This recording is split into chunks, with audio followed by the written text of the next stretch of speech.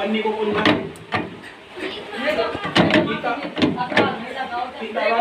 पन्नी को और पूरे